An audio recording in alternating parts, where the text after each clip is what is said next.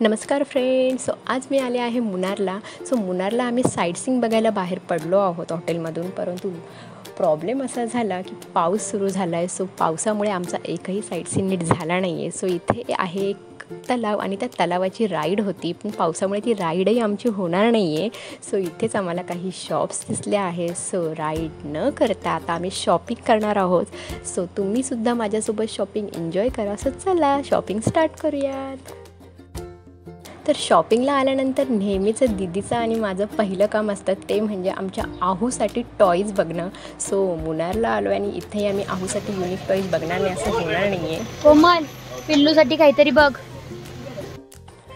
दीदी आणि मी इथून खूप सारे आहूसाठी टॉईज विकत घेतले आणि आमची शॉपिंग झाली आहे.